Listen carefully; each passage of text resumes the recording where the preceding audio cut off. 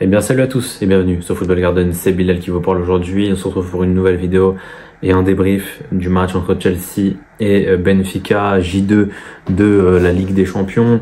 Voilà, avant toute chose, vous l'avez vu, hein, ça fait 2 semaines que j'ai rien sorti sur la chaîne. Donc il y a eu le match contre qui on a joué. On a joué contre après le Bayern. Après le Bayern, on joue contre une équipe. Je me souviens plus qui. Ce match-là, j'ai pas tourné de débrief. J'ai pas fait de débrief du match de Cup, du coup, contre Lincoln. Et j'ai pas fait de débrief du match de PL contre Brighton, du coup, le week-end dernier, pour une raison très simple.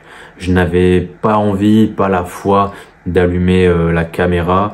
Et honnêtement, j'aurais pas dit grand-chose dans les débriefs en question, à part m'énerver bêtement. Donc j'ai préféré juste passer à autre chose et juste ne pas regarder les matchs, si regarder les matchs, mais ne pas regarder, quand je dis ne pas regarder les matchs, c'est ne pas donner à Chelsea trop d'énergie. C'est pour ça que j'étais pas là ces 2 dernières semaines. Là j'ai allumé la caméra parce que voilà, on va parler quand même un petit peu football et que je trouve que le match d'aujourd'hui, il est intéressant. Voilà, il y a des joueurs qui se sont gérés, donc on va pouvoir en parler tranquillement, mais honnêtement, sur les 2 dernières semaines, vous avez vu qu'il n'y a rien eu sur la chaîne. Ma dernière apparition sur la chaîne YouTube, finalement, c'est ce live pendant le Chelsea Bayern, du coup, il y a 2 semaines, mercredi dernier. Et c'est Manchester United qu'on a joué, hein, c'est vrai, le week-end avant Lincoln. J'avais pas fait de débrief non plus, donc techniquement ma dernière apparition sur YouTube, c'est sur la chaîne du frérot de l'académie. Pour ceux qui ont vu la vidéo, on avait fait un avant-match pour Chelsea United. C'était ma dernière apparition sur YouTube, donc voilà, faut quand même rechausser les crampons et revenir au moins pour faire semblant. Donc du coup, forcément, aujourd'hui, match entre Chelsea et Benfica pour le compte de la 2e journée de championnat. Avant ce match-là, Chelsea et Benfica avaient perdu leur premier match de la saison.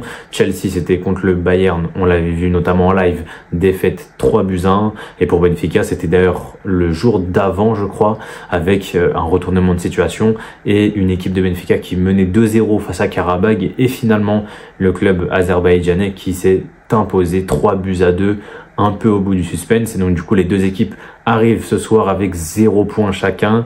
Et évidemment le premier gros point dont on va parler aujourd'hui, c'est le retour de José Mourinho à Stamford Bridge. Voilà, ça fait plaisir parce qu'il a été applaudi par tout le monde et que il y a même eu des chants pour lui. Voilà, dès qu'on voyait à la caméra, t'avais les mecs derrière lui qui étaient en train d'applaudir. Voilà, on ressent vraiment l'aura de Mourinho juste en le regardant. Tu vois, il est juste assis sur son siège, mais pourtant toi derrière ton écran ou si t'es au stade, tu ressens vraiment que le mec il pèse dans le jeu, tu vois. Le football, Mourinho, c'est top 4, top 5 des meilleurs coachs de l'histoire du foot. Donc forcément quand il est dans ton stade, même en fin de cycle, en fin de carrière d'entraîneur, bah t'es obligé d'applaudir, t'es obligé de respecter finalement. Je vous mets du coup les 2 compos à l'écran avec côté Chelsea, une compo assez classique si on prend compte des blessures notamment, avec Sanchez dans les buts, Gusto Correa sur les côtés, Chalobah Badiashile dans la défense centrale et ça faisait peur au coup d'envoi,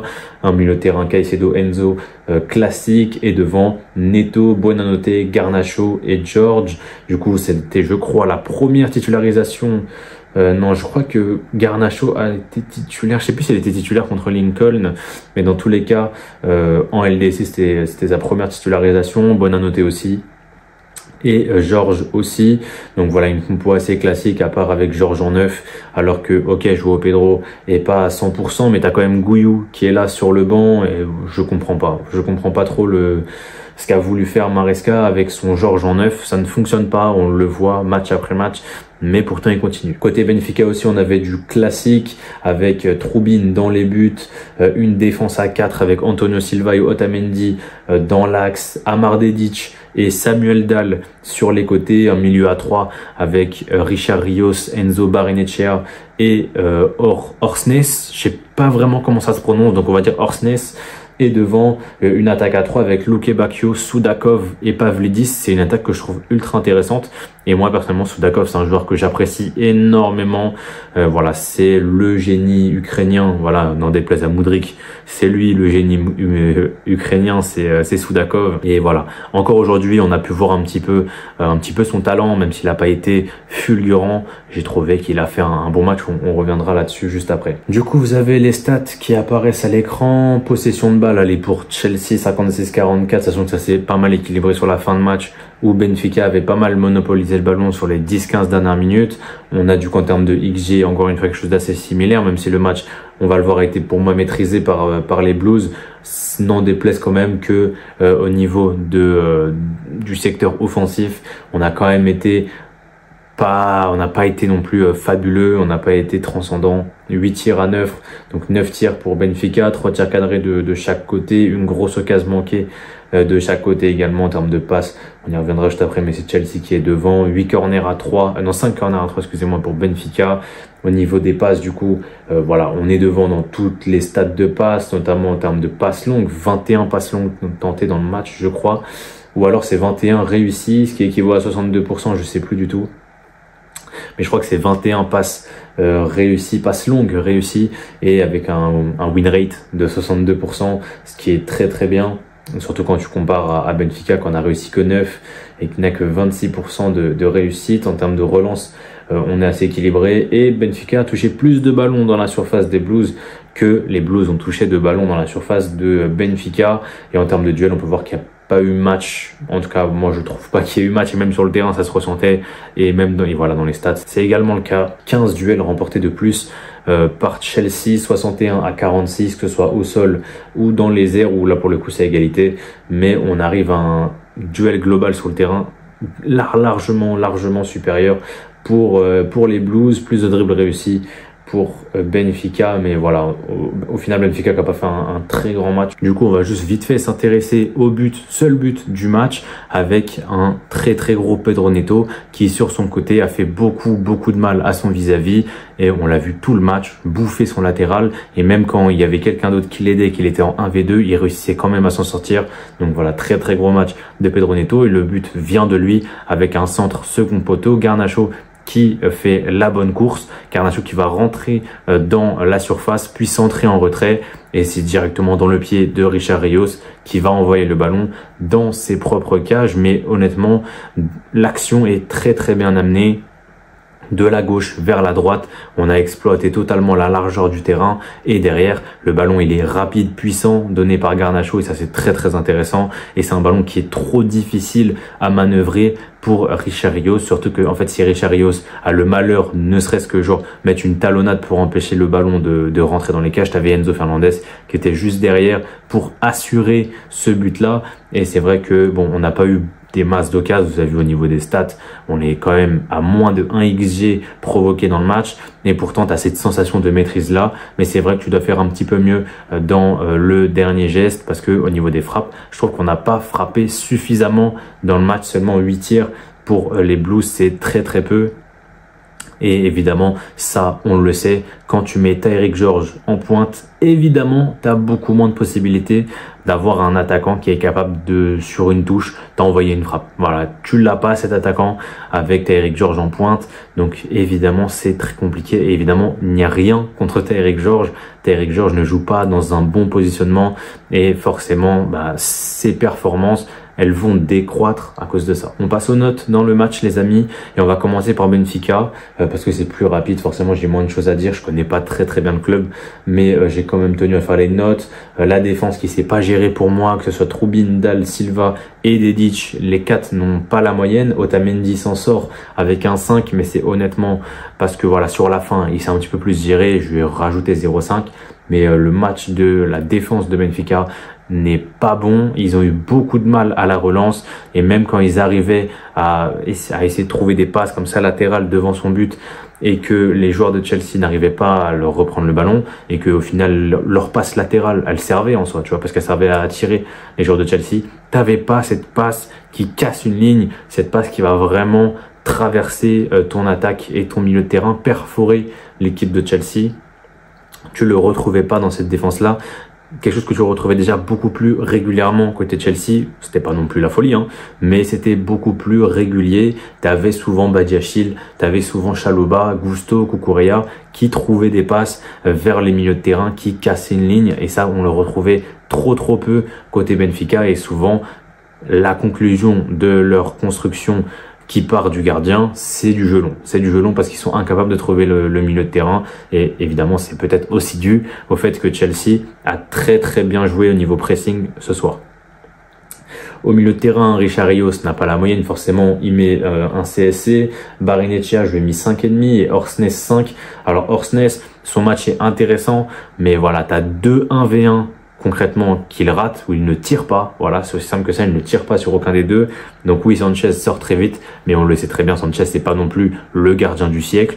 Voilà, Orsnes aurait dû pour moi marquer un but aujourd'hui, et sur ces 2 occasions, il en a mis aucune. Donc tant mieux pour nous, mais je peux pas lui mettre plus que 5. Je trouve que déjà, avoir la moyenne, c'est déjà pas mal. Et enfin devant, je voulais mettre 6 au 3, mais la deuxième mi-temps de Luque Bacchio, je suis très déçu parce que sa première mi-temps elle était vraiment bonne. Je trouvais qu'il était performant, il bougeait, c'était vraiment bien, c'était vraiment bien. Il avait beaucoup de mouvements, beaucoup de percussions. Il avait mis à mal Cucurella notamment sur son côté, mais en deuxième mi-temps, ça s'est totalement inversé et on a vu un Cucurella ultra dominateur face à un Luque Bacchio qui, au fur et à mesure du match, est vraiment descendu en rythme, et forcément, il a fini sa deuxième mi-temps sur une note négative pour moi. Sa deuxième mi-temps est ratée alors que sa première est très réussie, donc il a quand même plus que la moyenne parce que sa première mi-temps est vraiment bonne, mais il aurait pu prétendre à 6 voire 6,5 et peut-être prétendre à la meilleure note de son équipe, mais au final sa deuxième mi-temps gâche un peu tout. Côté Soudakov et Pavlidis, je les ai trouvés les deux intéressants. Pavlidis dans le jeu, dos au jeu, voilà, quand il est dos au jeu, je le trouve super fort honnêtement. Je trouve que c'est un attaquant qui est ultra sous-coté et qui vraiment maîtrise beaucoup de domaines. Donc ça, c'est ultra intéressant pour moi. Et Soudakov, c'est tout, vraiment toute sa palette technique. Et évidemment, c'est un joueur que j'apprécie, voilà, j'aime beaucoup. J'ai hâte de voir ce qu'il va faire après Benfica. Benfica pour moi c'est un très bon choix pour lui. Le club tremplin entre guillemets, évidemment je déteste appeler des clubs comme ça, mais le club un petit peu qui va servir d'intermédiaire avant de vraiment exploser dans un top club. Tu vois ce que n'a pas fait Mudryk. Mudryk il a directement brûlé l'étape. Là Soudakov, on a vraiment un joueur qui prend son temps. Il est très jeune évidemment, je crois qu'il a 22-23 ans, donc il est très jeune. C'est un joueur qui va exploser dans le futur, j'en suis persuadé. Et voilà, je trouve que Benfica c'était le club parfait pour lui. Ça va lui permettre de s'acclimater au top championnat européen. Évidemment, le Portugal, je crois que c'est le 6e ou le 7e, je sais plus, championnat en Europe. Mais ça peut être que bénéfique pour lui de faire Ukraine-Portugal, puis top 5, que Ukraine top 5 directement. Voilà.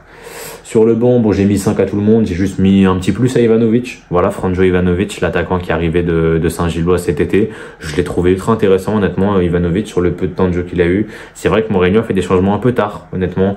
J'aurais fait des changements avant parce que Benfica avait vraiment beaucoup de mal. Et bizarrement, à l'entrée des joueurs, donc à l'entrée de Gelderup, Ivanovic, Barreiro, c'est vraiment à l'entrée de ces 3 joueurs-là qu'on a senti un Benfica qui était un petit peu plus revigoré, qui essayait de combiner, etc. Et on l'avait beaucoup moins vu avant ça. Donc peut-être que les changements auraient dû être opérés 10-15 minutes plus tôt, mais je critique pas la parole du Special One. Si Mourinho a fait les changements à la 75e, c'est que ça devait être à la 75e. On passe à Chelsea les amis, là vous voyez que les notes sont ultra positives. Déjà personne de titulaire qui n'a pas la moyenne. Sanchez 6,5 dans les buts, voilà, clean sheet, et il a fait les arrêts qu'il fallait quand il fallait, les bonnes sorties quand il le fallait. Son match est réussi. Gusto 6,5 également, donc bon match de Gusto, notamment une bonne deuxième mi-temps je trouve. À la mi-temps pour moi c'était vraiment celui qui était un petit peu en dessous, mais sur la deuxième il s'est bien rattrapé. Pas mal de courses vers l'avant cette fois-ci, pas comme contre Brighton où tu as cette vision d'horreur, où tu as vraiment 30 mètres en boulevard devant toi où il n'y a personne et tu viens mettre un Ronaldo Shop et tu viens juste couper l'action, couper la contre-attaque, alors que je crois qu'il y avait un partout à ce moment-là du match. Mais voilà, là on a eu un Gusto qui était un petit peu plus intéressant offensivement, et défensivement il est sorti très vite sur les attaquants de Benfica, et ça c'est ultra intéressant. Cucurella 7,5, voilà, une première mi-temps moyenne de Cucurella qui était quand même là, hein. Voilà, il n'a pas perdu son duel, il n'a pas perdu sa première mi-temps contre Luque Bacchio, mais Luque Bacchio il lui mettait un peu à l'amende, hein, quand même sur certains AV1. En deuxième mi-temps il a dit ça y est, Ça y est, on arrête tout, on a assez rigolé, je t'ai laissé faire tes gris-gris. Deuxième mi-temps, je suis là pour régaler. Moi, je suis là pour poser le ballon et pour tout récupérer. Cucurella, en deuxième mi-temps, son match, il est quasi parfait. J'ai pas de souvenir d'une erreur de Cucurella sur la deuxième mi-temps, ni d'un moment où il s'est fait passer. Cucurella, en deuxième mi-temps, s'il y avait qu'une note sur la deuxième mi-temps, Cucurella, il serait peut-être à 8-9. Parce que son match, il est ultra intéressant. Et en défense centrale, les amis, j'applaudis les amis. Très bon match de Benoît Badiachil, que ce soit défensivement sans ballon, mais aussi avec ballon. Bon, il y a eu une ou deux bavures, mais on a fermé les yeux. Voilà, il y a une ou deux bavures, mais ça allait. Le match de Badiachil est correct. Évidemment, on joue poule dans 3 jours. Est-ce qu'il va être titulaire contre Liverpool? J'espère pas.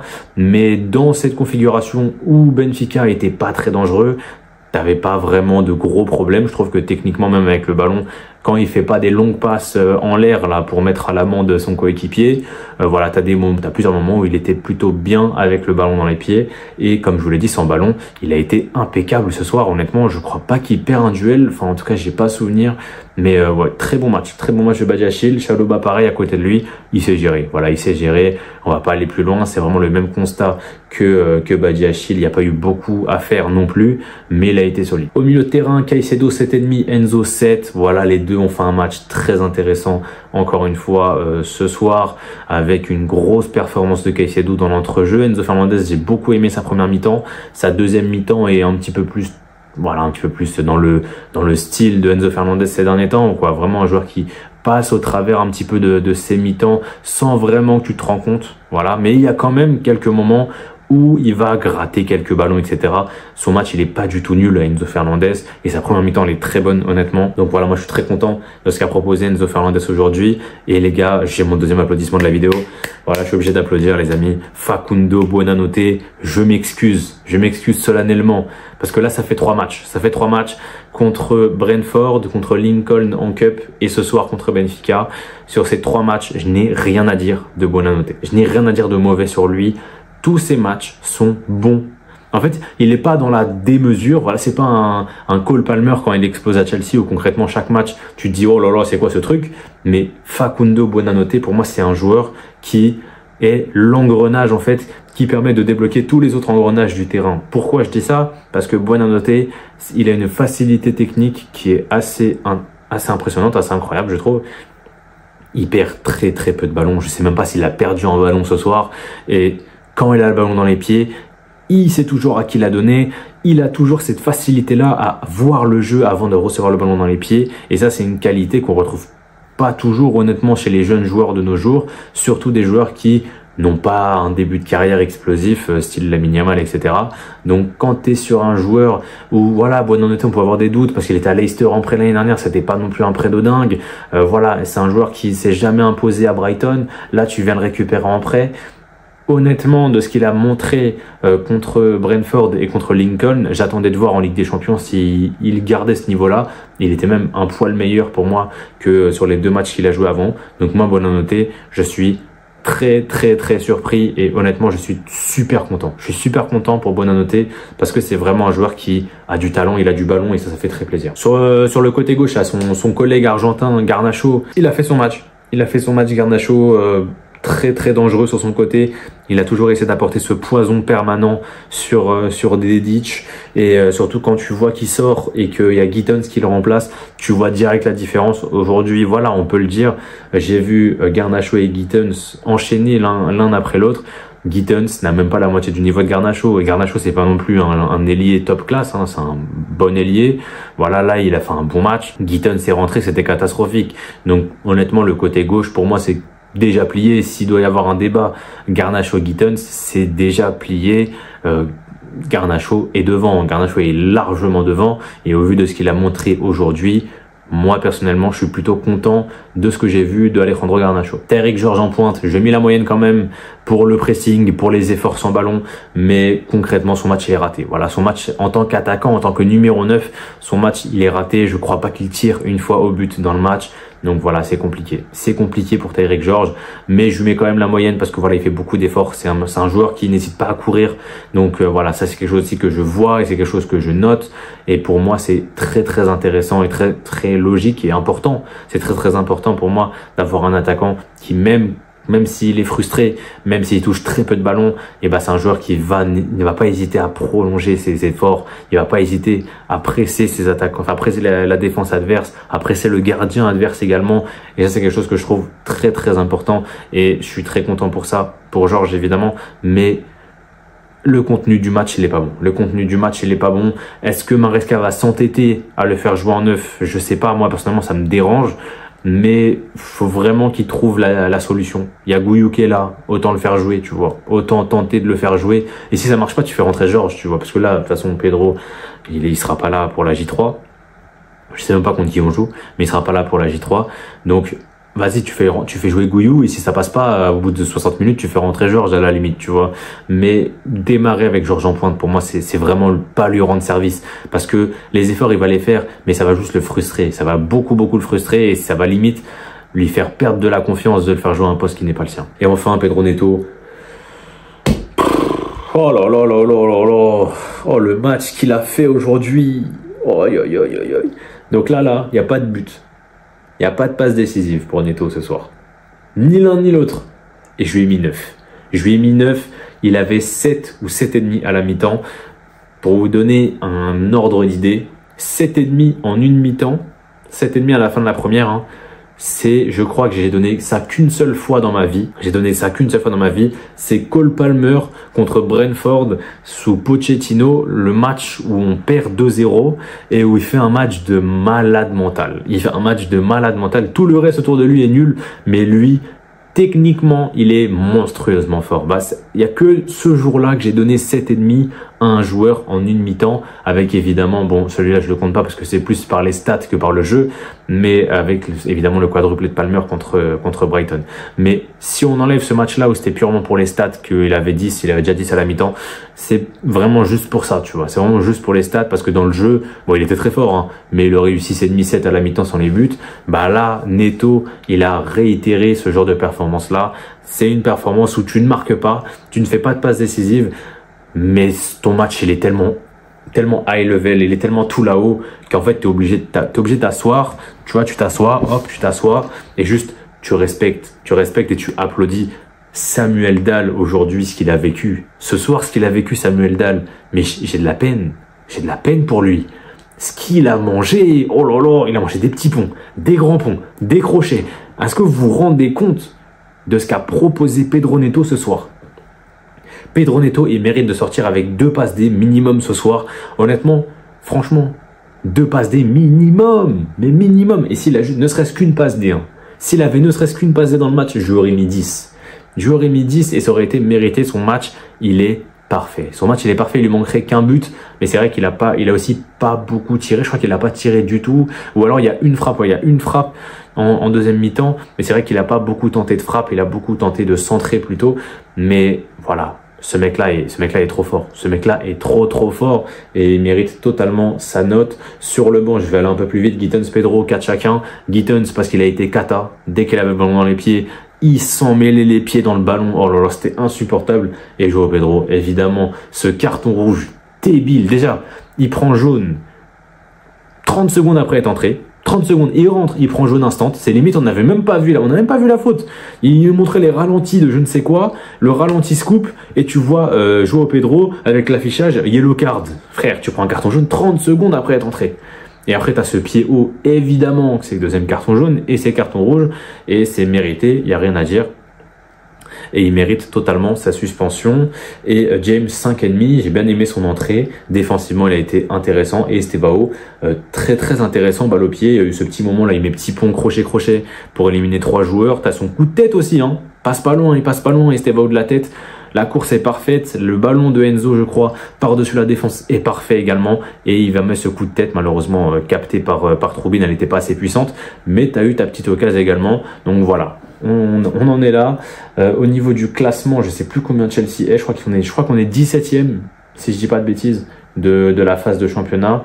Je vais aller vous dire ça tout de suite. Je vais regarder en direct. Et tac, Ligue des Champions. On a du coup Tottenham qui a fait match nul. On a Liverpool qui a perdu contre Galatasaray. Ça, c'est une grosse surprise. Et comme prévu, voilà, on est 17e de la phase de championnat. Et de l'autre côté, Benfica est 30e. Voilà, 2 défaites en 2 matchs. Et le prochain match des Blues, ce sera contre l'Ajax. Ok, ce sera contre l'Ajax à domicile.